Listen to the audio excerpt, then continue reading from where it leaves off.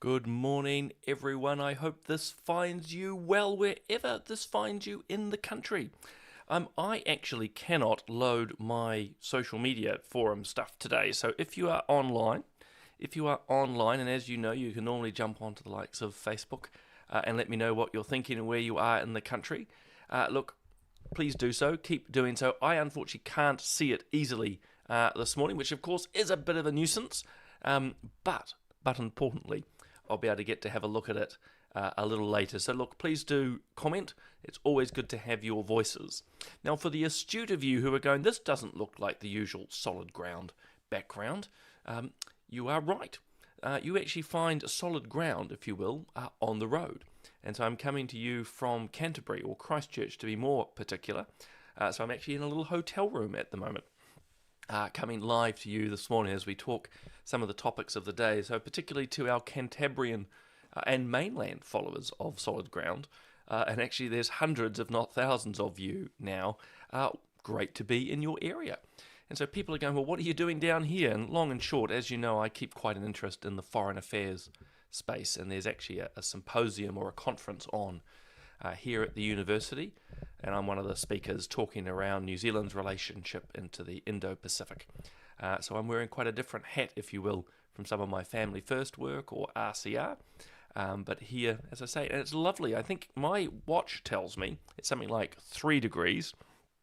I'm just looking down to see if I can get your comments up on my phone as we chat. So I'm loving it down here, but it is very cold.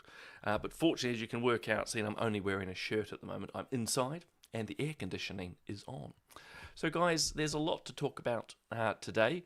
I'm actually going to probably keep the Solid Ground slightly shorter than other ones, simply because I have to go immediately from here, from the hotel I'm in, walk to the university and then get back into the conference. But a theme for today, a theme that I'm bringing you today, and I'll cross a couple of topics, it is really about trust in media and an encouragement ultimately to read widely, because examples both from here in New Zealand and overseas are just continuing, I want to stress that word, continuing to ring the alarm bells about the information you are being fed. So I'm thinking the way that the New Zealand Herald has responded to an ad from Hobson's Pledge. I'm thinking of the effectively fake reporting around the Algerian and Taiwanese boxer who, no surprise if you've been following that case, won gold, and also how others speaking, well, actually out of the UK, have been treated around the riots there, what's happening. So there's sort of 3 examples of how the very organisations that worry about free speech, they don't worry about free speech. They are talking about disinformation, misinformation, fake news, are actually, in my view, often doing just that themselves. It's that strange projection that you've heard me talk about before, that the woke, the left, the progressives, whatever you want to call them, often the things that they are accusing others of, they are doing themselves. Not in every instance. You can still pick up the Herald or Stuff or One News, and you can get some good information. But it's really an encouragement for everyone to be careful, actually, and to read deeply. But first little bit of, and I'm sorry again if you are messaging through and you're not having any luck, I'm just going to press one more button, I think, and just for my team back at Family First are going, oh, what's gone wrong? My suspicion, unless there's a setting in the background, it's the proxy servers here in the hotel complex which are just preventing this occurring. So I wouldn't be too panicked. So I'm actually just going to turn that off. It's going to save me some bandwidth, people, which is always a good thing. And I'm just going to quickly look at my phone, because if I can see your questions, then that makes life easy. I'm just going to jump to the Family First Facebook page. It is easy to see. It is easy to see. Making sure I don't hear my own voice. That would be weird. Oh, there we go. So here we are. So good morning to... Oh, hello, Chris. Lovely to have you on. And loud and clear is good. I had wondered. As you can see, I actually have a fancy new microphone. So thank you to Gordon, again, another part of the Family First team.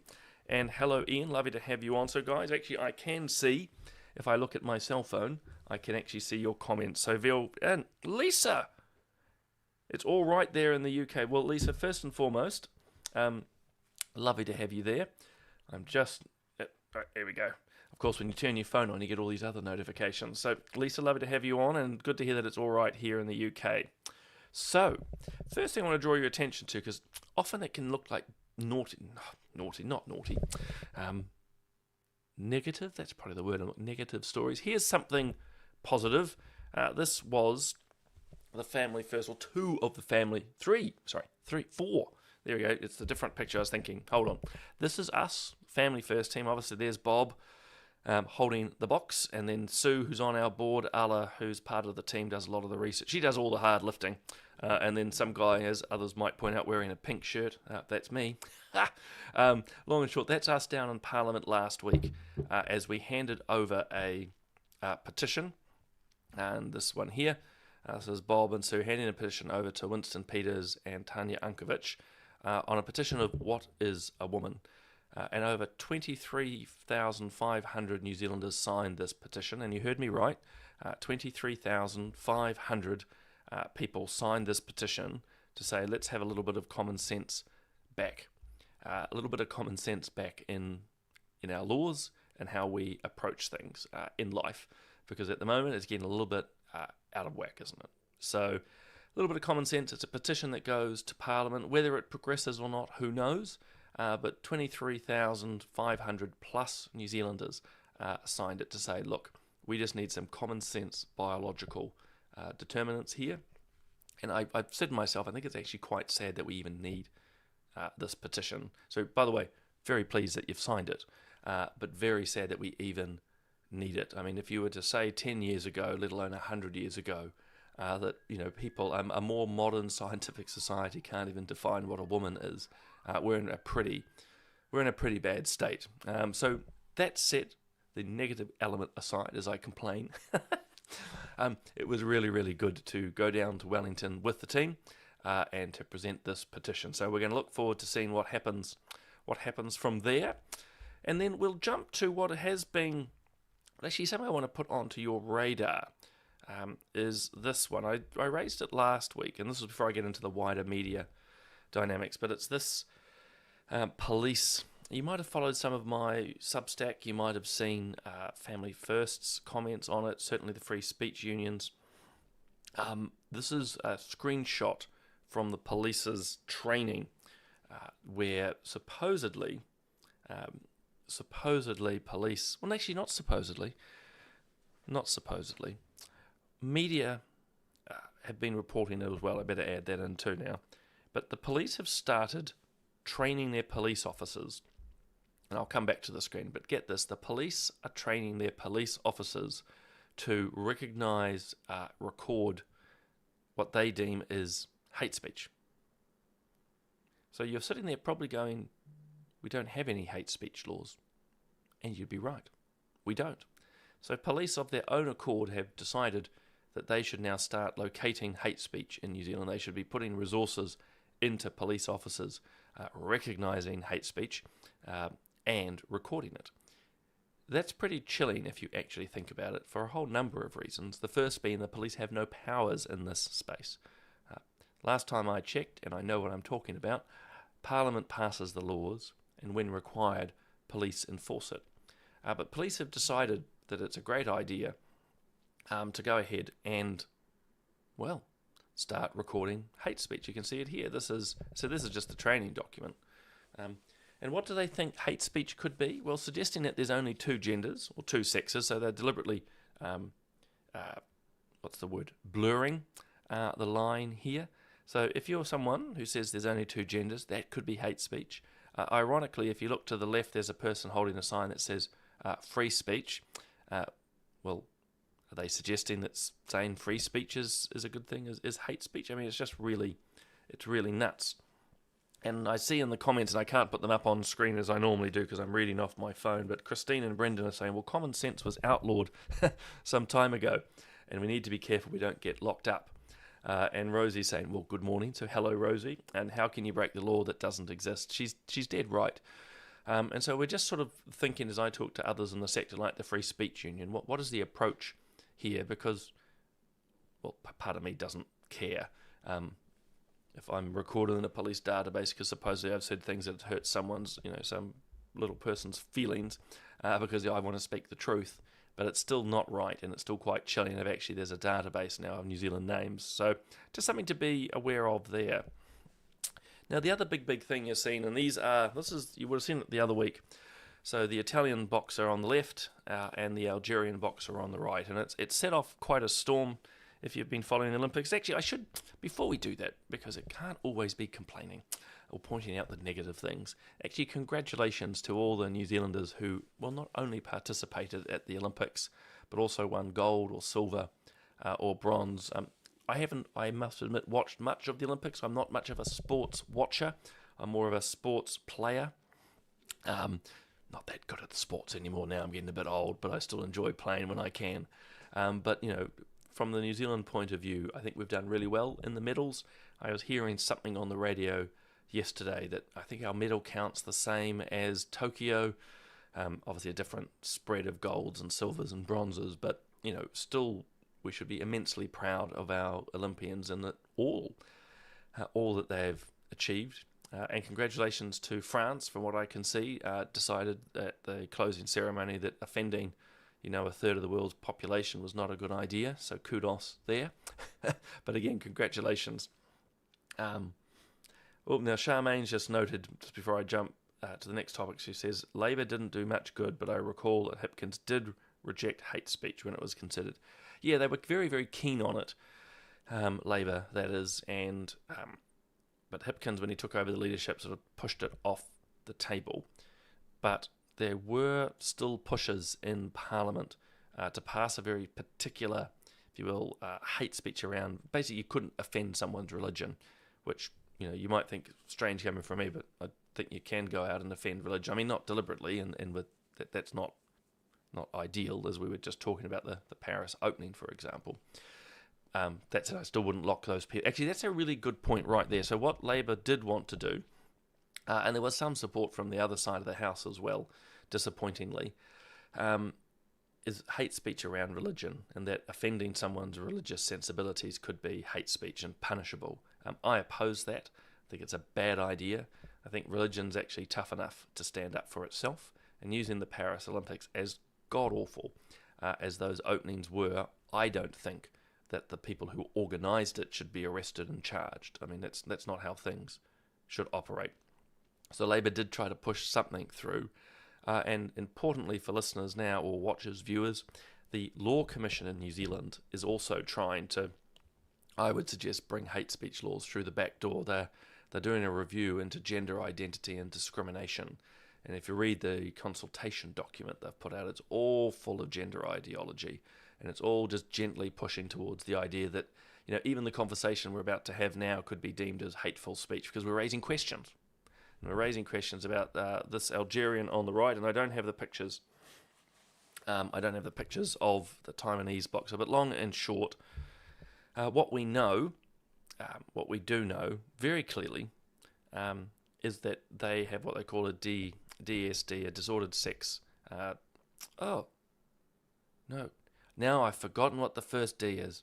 See, you kind of show my smile. I've had one of those mornings where, as I've been thinking about the conference, I've got to keep switching from Indo-Pacific security into these issues. But basically, their sexual development has been different to others, and really important thing for people to understand, because there is actually a lot of complexity, nuance, and empathy which is required here, and completely lacking in the media, which we'll get to in a moment. So I'm just looking at the messages as they come through. They have a lot of the characteristics of women. A lot of them have grown up as women in this case. But at the pubescent stage, the male chromosomes, the male side kicks in, because they have the Y chromosome. So that changes how they are physically. So their identity as they choose and have lived as women is one thing.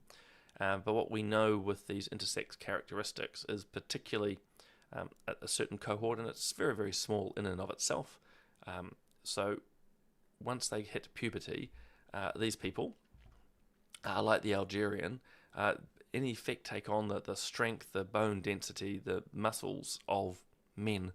And so, the media across the world has been celebrating, oh, they've won gold. Well, I mean, that was a no-brainer. It was an absolute no-brainer.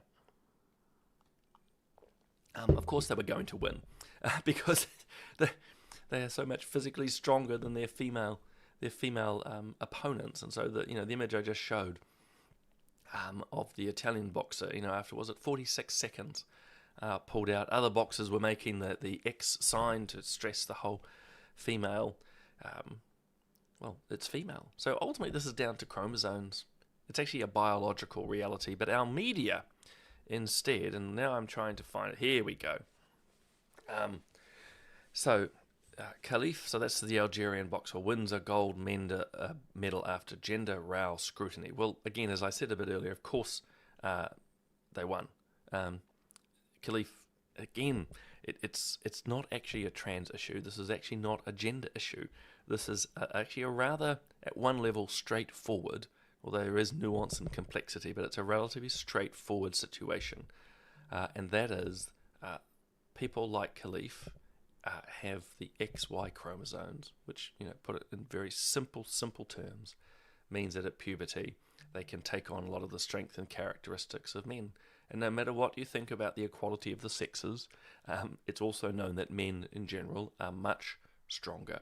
Bigger bone density, better muscle mass, much more striking power. So that's another element into all of this too, is that, if this is track and field, that's one thing. But we're now talking boxing. We're talking the ability to basically smack someone in the face. And I think I saw something somewhere like can hit 60% harder. I mean, it's a tangible difference. But the media, sadly, these are just some of the headlines, and I've nicked this from a friend of mine who did the collation of the stories. This is how a lot of the media, more of an Australian focus, because she's in Australia, it's a gender controversy. It's all about gender. This is what you call fake news, people, and this is, as I say, part of the theme of today. Is beware what the media are telling you. I mean, I don't know how many of us follow Forbes or the NBC News, but you can see wrongly questioned gender misconceptions. No, there are no gender misconceptions. This is actually not a gender issue. This is not a trans issue. What is happening here, and media are very complicit in it, or a lot of media, not all, are trying to conflate this situation of these boxers with their wider trans agenda, which is basically, if you say you are something, you have to be respected as that, and no one's to have any say or discussion. And you've seen that come through the Olympic Committee, the guy saying, well, it's on their passport that they're a woman. Well, that makes no difference. As we know, in New Zealand, you can put whatever you want repeatedly on your birth certificate. You can change it every couple of years if you want it. It doesn't mean anything. So they're trying to, as I keep saying, conflate or link this particular boxing issue into the gender issue, into the trans issue. And that's actually wrong, because it doesn't fit. It's disrespectful, I'd suggest, to the boxers. All the boxers, including the two that we're talking about, they are not there because they believe. They're not there because of some political activism. They've got this, what they call disordered sex distinctions, I think, DSD. Someone message it through. They are chromosomally masculine, which gives them a massive advantage. But as I keep showing with these media headlines, there is no desire from media to actually be honest. And, when you read the news articles further, these media outlets and many, many more effectively abuse anyone who holds a contrary position to them, and just saying that anyone who questions them is terrible and nasty. So it's all the same stuff. It's all the same stuff that you guys are familiar with the wider gender. If you want to question why drag queens are desperate to get into libraries to read to little children, why schools are trying to indoctrinate your children without telling you, all of these things, and anyone who questions them is immediately abused. And what I was struck by is a lot of the media focusing on the likes of J.K. Rowling or even Donald Trump are commenting on it. Oh yeah, well, interesting, they haven't reported this fella. If you know anything about Richard Dawkins, he is the leading evolutionary biologist in the world, actually staunch atheist, a fundamentalist atheist I'd call him, very articulate, very smart. So first and foremost, they're not reporting that he's come out clearly and said, there's no dispute here. You can read it for yourself. But notice what also has happened to him. He's had his view censored. And we've been seeing this across the platforms at the moment, which is another worry. So not only do you have, if you will, this fake news, and I'll see if I put, so you got this fake news being pushed out by media, and why it's fake is they're saying it's a gender storm, and they're saying that it's really a controversy. No, it's not. You then have the world's most eminent biologist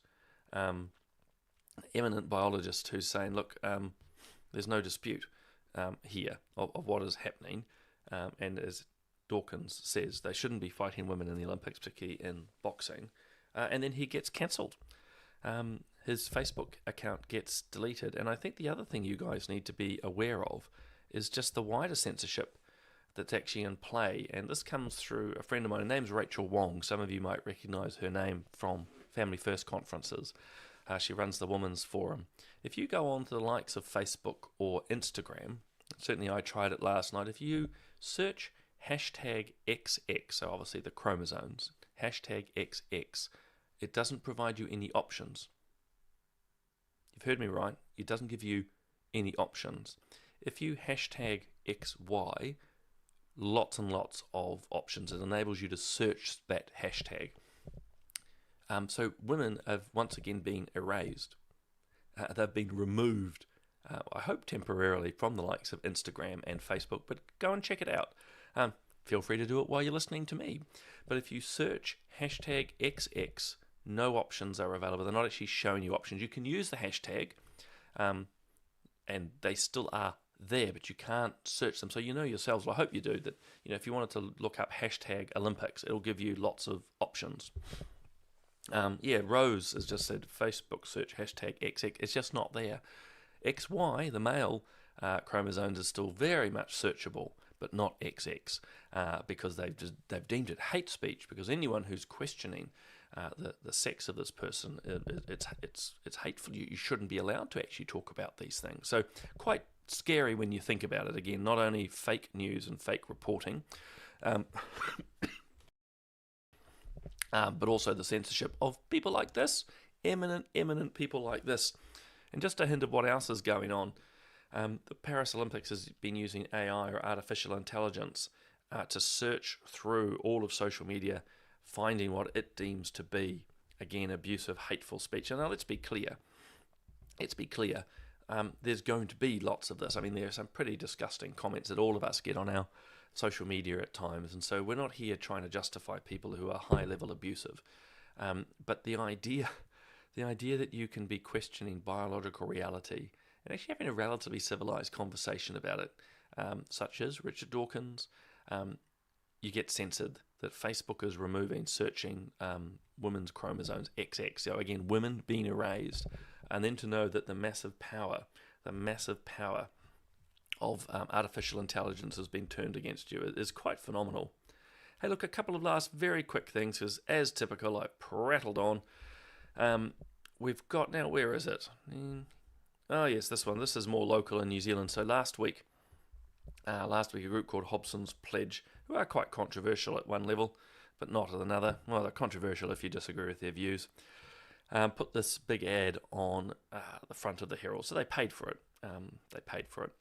But there's been a bit of a hoopla again by other media and from Māori. And the long and short of the issue is that the government years ago passed a law saying that Māori are allowed to claim the seabed and foreshore. It was expected that maybe up to, I think, 10%, a small amount would fit. Well, the judges have twisted and turned and come up with a conclusion that actually the law says that any and all of New Zealand can be, or the foreshore and seabed can be claimed.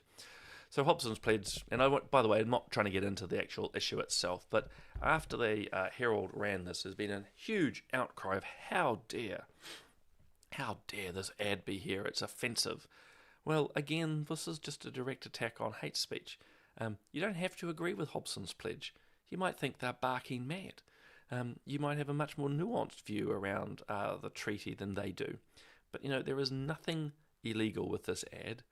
There's nothing wrong with this ad.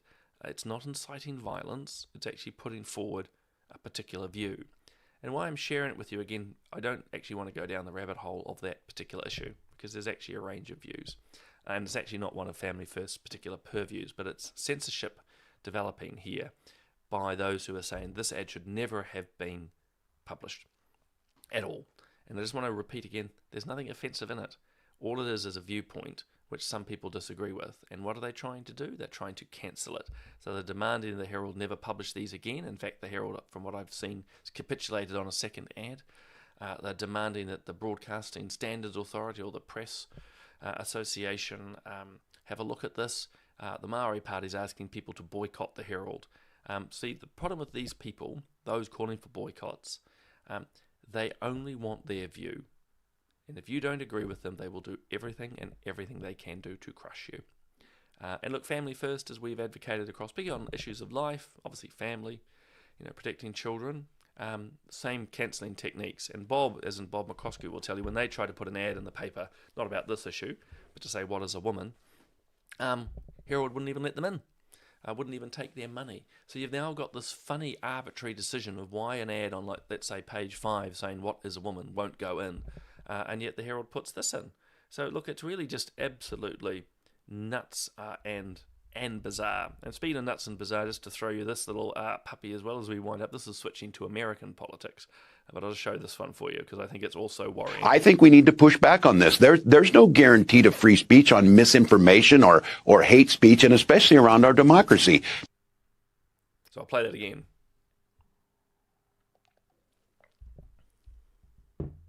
I think we need to push back on this. There's no guarantee to free speech on misinformation or hate speech, and especially around our democracy. So that's the new vice president candidate for the Democrats, Tim Walz. So it sounds like the dance waltz, although there's no T in his name. Long and short, there is no free speech he deems for misinformation. So he's the type of person, by the way, and I'm not trying to get too much into American politics, but I just thought it was timely. He's the type of person who believes it's perfectly fine to censor newspapers, to block things like the XX hashtag, to cancel anything and everything he can that disagrees with his viewpoint. And I'll be pretty clear, actually, I've got no time for pretty much any of his viewpoints. Some of them are terrible and ranging through to disgusting. But he just wants his viewpoint. And anything else, as he says by his own words, I'll play it again by his own words. I think we need to push back on this. There's no guarantee to free speech on misinformation or hate speech, and especially around our democracy. Of course, it's going to be up to him and Kamala Harris and all the other woke types to decide what's hate speech and disinformation. So we should be quite concerned about all of this. Hey guys, I need to... Oh yes, Nicholas has just put up a very good point. He says, only the left are allowed freedom of speech, according to the left. Yeah. And this is why you will hear me constantly coming back to the whole issues around free speech, because it is so concerning. I don't mind. I don't know about you guys. I actually really enjoy different views. It's challenging. But that's a good thing. But the Tim Walzes, and it looks like the New Zealand Herald with the way they've now responded to the ad, certainly the Maori Party, the Olympic Committee, and a whole lot of others, all those other media outlets, anything to actually, cause misinformation themselves. So I hesitated because as I say, I attack those who are attacking misinformation, so I try to be hesitant to use it myself. Guys, just to let you know about some of the other Family First activities on every Monday night. Live is Straight Talk. Check that out. Obviously, we've just had Monday, seen it Tuesday morning. Bob does his Mick blogs every day, pretty much, and also now available on Substack. So look up Bob McCoskey or Mick blog on Substack. He and I both right there now, but he also does his videos and podcasts. Tumby is doing Pulse Point every week. She highlights at least 5 issues of the week, which is really good and puts a really good, fresh, and often good, consistent lens on things. I'm continuing to do my weekly podcast. This is from a couple of weeks ago, but my next one's actually with Dr. John Kleinsman. He's the head of the Catholic Bioethics Institute, effectively. And so we talk the ethics of euthanasia. And then we've got the new show called Political Playback. That's every Thursday night, again, live here on Facebook. We love your questions. So Bob and I dissect the politics in New Zealand over the last week. Join in the conversation, ask your questions. We'd love to have you on. And then, as you may or may not know, I do my weekly radio show for Reality Check. That's on every Friday morning from 10 till 2, so make sure you tune in there. So look, there's just no shortage. There's no shortage of basically good alternative media. And as I said right at the start, it's just about actually putting different perspectives out there, and I encourage people, go out and about, search out more on every little bit of information you can, because actually in a lot of ways around very particular, the contentious issues, you're not getting the truth. You're not getting the truth. And, you know, I've said it many times before, if I say something you're not sure about, we'll go and research it, because I could be wrong, let me know. But, you know, it's just important that we get a wide range of views. So, guys, I have to throw on a jacket, step out into what sounds like 3 degrees. I will try over the next day to jump on to your comments, as those who may be just joined. I'm only able to, wasn't able to get the proxy servers here working. I mean, I don't control it, it's the hotel, so I wasn't able to see them easily today, but I'll try to type responses to you all. But have a wonderful day. I'm going to go off to conference and freeze a little bit more down here in Canterbury, although all the Cantabrians watching are going, toughen up. So guys, have a great rest of the day. Lovely to have spoken with you.